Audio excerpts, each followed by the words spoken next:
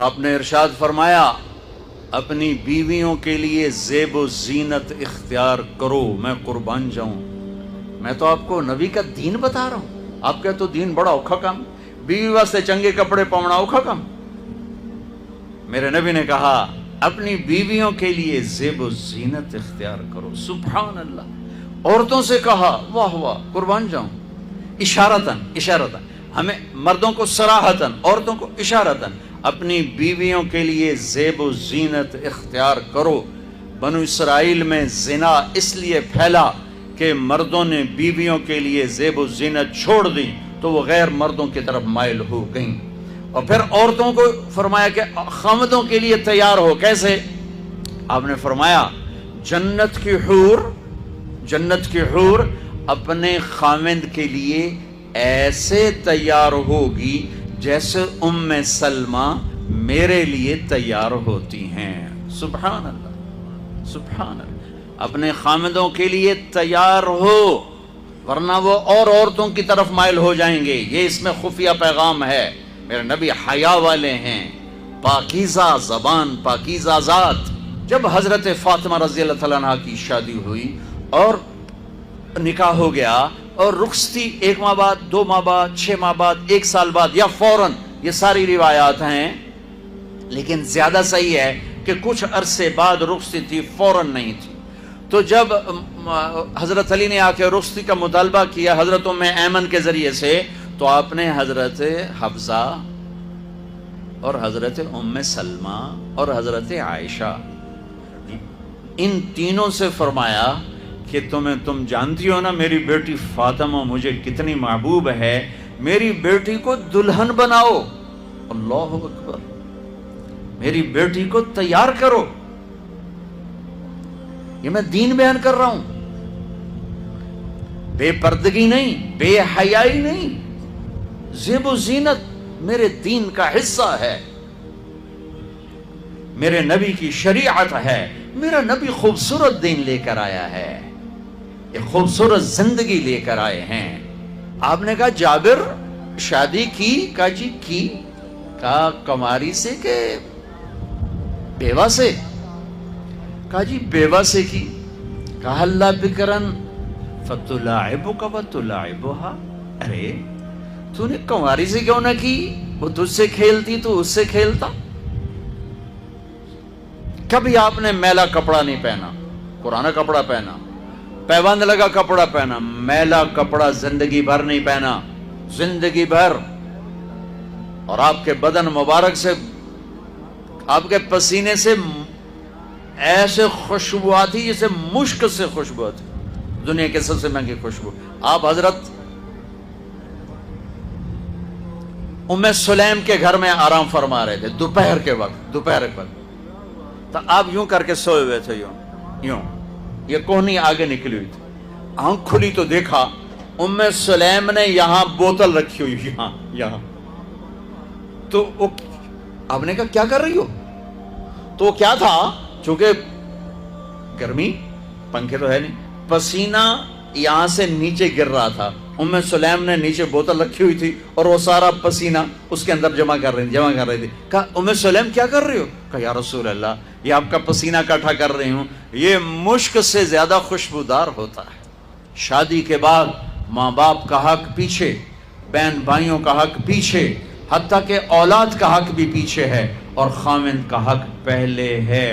بہت سی عورتیں اپنی نادانی کی وجہ سے ماں باپ کے پیچھے لگ کر اپنے خامند کو چھوڑ دیتی ہیں، خامند کو ذلیل کر دیتی ہیں، اپنے بچے کے پیچھے لگ کے اپنے بچوں کی وجہ سے اپنے خامند کو بے عزت کرتی ہیں۔ بہت سے باپ اپنے بچوں کی وجہ سے بیوی کو بے عزت کرتے ہیں، یا اپنے ماں باپ کی وجہ سے بیوی کو بے عزت کرتے ہیں۔ یہ سب بے اعتدالیاں میرے معاشرے میں ہیں۔ اللہ کا واسطہ دیتا ہوں، ایک دوسرے کو عزت دو، رشتوں کو عزت دو۔ ہر ایک کا اپنا مقام ہے، ہر ایک کو اپنے مقام پر رکھو۔ ماں باپ کی وجہ سے بیوی کو بے عزت نہ کرو، بیوی کی وجہ سے ماں باپ کو بے عزت نہ کرو، بیوی اپنے ماں باپ کی وجہ سے خامند کو بے عزت نہ کرے۔ یہ وہ رشتہ ہے جس میں اولاد بھی نہیں داخل ہو سکتی، اولاد کو بھی پیچھے کیا گیا ہے خامند اور بیوی کے رشتے میں۔ اور یہ وہ رشتہ ہے جس سے میرے اللہ نے اپنی نشانیوں میں سے ایک نشانی بتایا ہے، ایک نشانی، من آیاتہ ان خلقکم من تراب۔ میں ٹپس پڑھتا ہوں آیات کے، ساری آیت نے، میری بہت بڑی نشانی تو میں مٹی سے بنایا، واقعی نشانی ہے نا بھائی، ارے بولو، من آیاتہ خلق السماوات والارض، میں نے ایک آیت چھوڑ دی، بعد میں پڑھوں گا، میری بہت بڑی نشانی زمین آسمان کا بننا، واقعی بہت بڑی نشانی، من آیاتہ منامکم باللیل والنہار، میری بہت بڑی نشانی تمہارا سو جانا اٹھنا، واقعی بہت بڑی نشانی، من آیاتہ یریکم البرق خوفا وطمعا، میری بہت بڑی نشانی بادل، بجلی، گرج، بارش، واقعی، من آیاتہ ان تقوم السماء والارض بامرہ، میری بہت بڑی نشانی زمین آسمان کھڑے ہوئے ہیں، من آیاتہ ان یرسل الریاح مبشرات، میری بہت بڑی نشانی کہ گرم ہوائیں ایک دم ٹھنڈی ہو کر بادل لے کر آتی، من آیاتہ ان خلق لکم من انفسکم ازواجا لتسکنوا الیہا وجعل بینکم مودۃ ورحمہ ان فی ذلک لآیات لقوم یتفکرون۔ اللہ اکبر، صرف یہاں یتفکرون کا لفظ اللہ لے کر آئیں کہ غور کرو گے تو پتہ چلے گا نشانی کیا۔ میرا اللہ کہہ رہا ہے کہ میری بہت بڑی نشانی ہے کہ میں نے خامند اور بیوی کا رشتہ بنایا۔ کبھی یہ اس طرف دھیان گیا ہے کہ یہ جو ہم خامند بیوی بیٹھے ہیں یہ اللہ کی بہت بڑی نشانی، کبھی خیال ہے؟ اللہ اکبر، اللہ نے ماں باپ کا رشتہ بنایا، اسے نشانی نہیں کہا۔ اللہ تعالیٰ نے اولاد کا رشتہ بنایا، اسے نشانی نہیں کہا۔ اللہ نے دادے پوتے بھی جتلائے، اسے نشانی نہیں کہا۔ اللہ نے پھوپھی خالہ بھی بتائیں، دادیاں نانیاں بھی بتائیں، اسے اللہ تعالیٰ نے نشانی نہیں فرمایا۔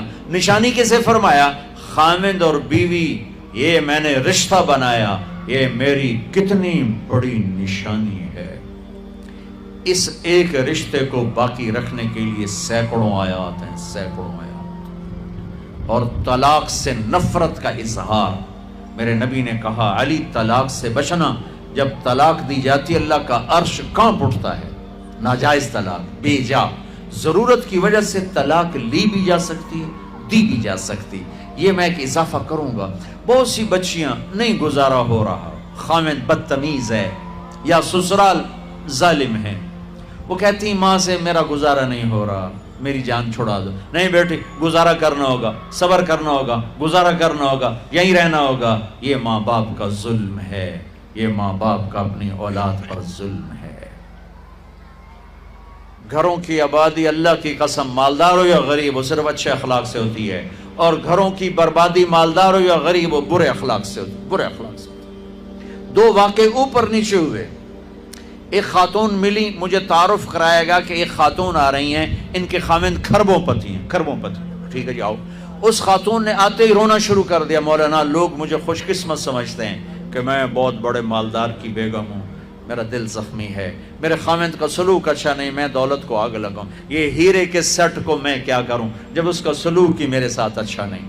چند دن کے بعد ایک نوجوان ملا، مولانا میں اپنی زندگی سے تنگ ہوں، میری بیوی انتہائی بدتمیز ہے، انتہائی زبان دراز ہے، میں اپنی زندگی سے تنگ آ چکا ہوں، 3 بچے ہو چکے ہیں، طلاق دے نہیں سکتا، میں کیا کروں؟ یہ روزمرہ کے واقعات ہیں۔